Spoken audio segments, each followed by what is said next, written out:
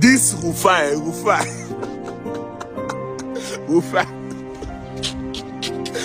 I beg, in short, Nigeria will be dead. Just watch this video. I don't want to talk for the video today. Just watch them. I don't make pain. I don't be act man. Just watch them by yourself and share them. I think it's pure and simple to say this. Let's perish the idea of any interim government.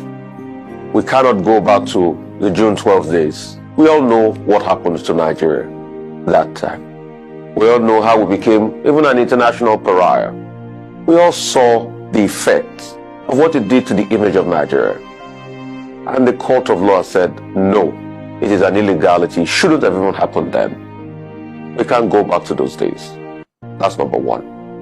Number two, in reading the DSS statements, yes, the DSS have looked at it, seen it, identified the plot, but, they said three things. That some people will go to the courts to go get some injunctions. To a large extent, I feel people have a right to go to courts. Is it that the DSS does not trust the judicial process? It says getting frivolous injunctions. I want them to expatiate further on that. It said in protest, people will force, protest in such a way that it will cause chaos across the country and there will be a declaration of this. No. People have a right to peaceful protest. And across party lines, everybody has been protesting. We saw APC protesters in Abuja called the Natives, protesting in support of Bola Ahmed Tinubu and saying, oh, the mandate is theirs. Even saying further that, hey, people should also congratulate the candidates. We've seen Labour Party members. We've seen PDP protesting across the country. This is a constitutional right for people to be able to protest peacefully. And also, it's also part of their right to be able to go to court. It is the court that determines the injunction that they give to anybody, be it frivolous or not. And that's why we keep calling our judiciary process to do better. Thirdly, in all of this, the DSS is saying some political actors. We want the DSS to act on it because we want the safety and security of our country. And the peaceful transfer of power is what heralds every democracy. But, like the different political parties have stated, one part we should ask the DSS about strongly is the fact that when threats were made in Lagos, what did the DSS do about it? That's a very fundamental question, because we forget in a hurry what happened in Lagos. MC Oluomo made threats and those threats came to be. They were not just empty threats. And the position that was taken by the police chief was the fact that, MC Oluomo had come out to do a video that he was just joking. But apart from that video, that we should take it as a joke, that he was just joking with Mama Chukwudi. But apart from that video, let's not forget that there was widespread violence as threatened hitherto in the video. So the question is, the DSS should be holistic enough to be able to, look at all political parties and make its own judgments. It should not be seen as picking and choosing. We should say that and restate that boldly. Because I've also been seeing some level of triumphalism. Hitherto, the DSS picked up somebody when a message on coup was put out there. And that same person is now saying that, when I said it that time, they said, they vilified me of some sort. But now they see that I was saying the truth, that I saw it and all of that. The truth has to be told. The DSS should also go further by trying to rein in those that are heating up the polity. We have seen many tweets released in recent times. And the DSS should not just take this. Should not just make general stupidity that say, all political actors should pipe things down. They should go one step further. But, please, elections have been won and lost. The next process is to go to court. All we can do is to call on the judiciary to ensure justice. And that's what we want. People also have a right to peacefully protest. But when the court make their decision, we should also remember that the collective development of our country should be our priority.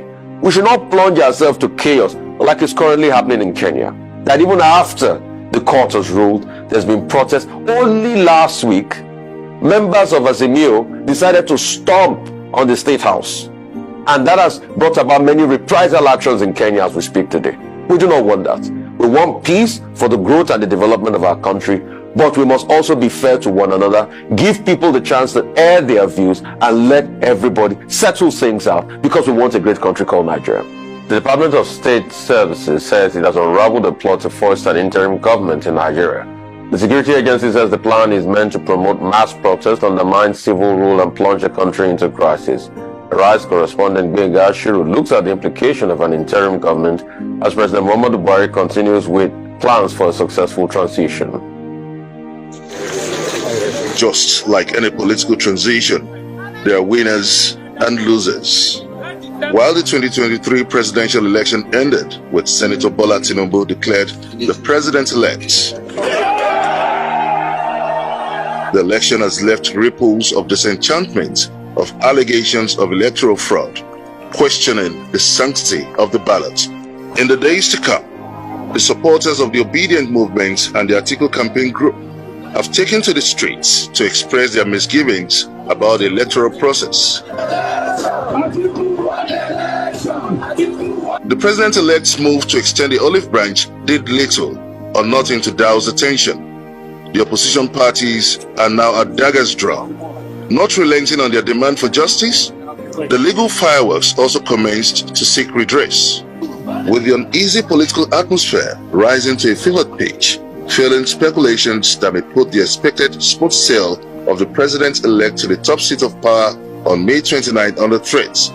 Like the coming to be of a worst nightmare, the latest threat alert from the Department of State Services claims to have uncovered plot to foist an interim government on the nation, once again putting the nation's transition under pressure.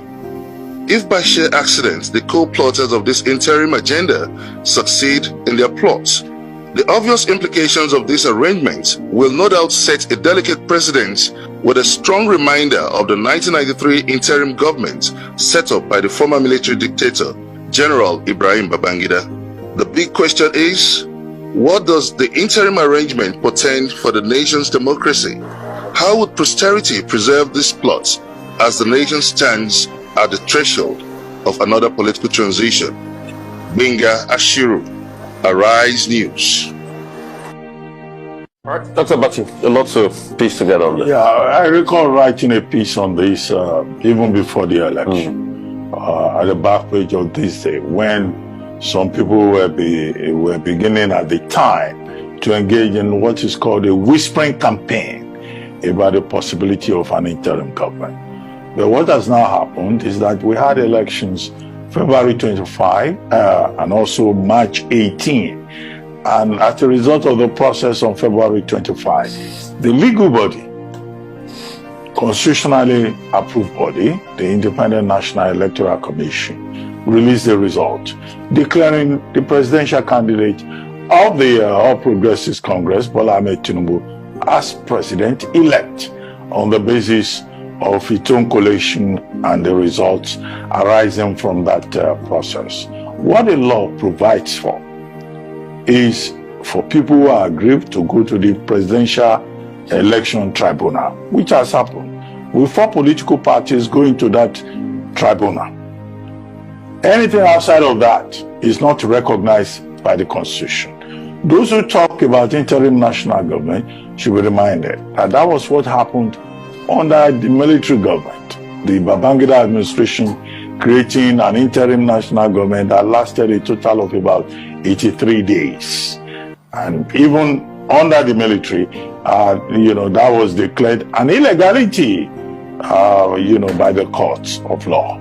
So to talk about an interim national government at this time would, as the Department of State Security is arguing, will be a piece of illegality, will be unconstitutional, will amount, to use the phrase of the Department of State Security, to subversion. Or, as they went further, will amount to treasonable felony. The Department of State Security, speaking through Dr. Peter Afanaya, who is the spokesperson of that agency of government, says it will not fold its arms, that persons who are trying to subvert the democratic process will be brought to book, and that the Department of State Security will not hesitate to go after those persons that this agency has placed under its watch, that the agency is monitoring. So that's a very clear message from the Department of State Security. However, there have been reactions. The reactions first from the APC, which naturally, speaking through Idris, the Deputy Publicity Secretary spokesman, strategic spokesman, saying that, look, he has Idris, speaking for the party, will encourage the Department of State Security to go ahead and arrest anybody. The PDP also, speaking through Abdullahi, also a spokesperson of the party, has also said, yes, the Department of State Security should go against anybody who is introducing, arguing, recommending subversion in whatever form. The only party that is a bit, critical of the intervention of the Department of State Security would seem to be the Labour Party. Speaking through Dr. Yunus Atanko, Dr. Atanko says, and I think what he says should be noted, he's not saying the DSS should not do his job, but he's saying, where was the DSS when Labour Party supporters and members were being attacked in Lagos State? When people were saying certain persons of a certain ethnic extraction should not be allowed to vote. That, okay, so why is the Department of State Security waking up just now to say, oh, some people are trying to subvert the May 29 inauguration process? I think the Department of State Security should take special notice of that lie, because it's a question of saying the Department of State Security cannot choose and pick when it wants to be proactive, when it wants to act. It's not an agency that should act for political purposes to serve the interests of a particular group, but it should be an agency of government, an institution of government that should serve everybody's purpose to ensure security, to ensure peace and order. That is where we are in terms of this issue. But an interim government is nowhere in the Constitution of Nigeria. Even the doctrine of necessity that some people talk about, was just political convenience. And we're not in a military dispensation. Every agency of state has a responsibility to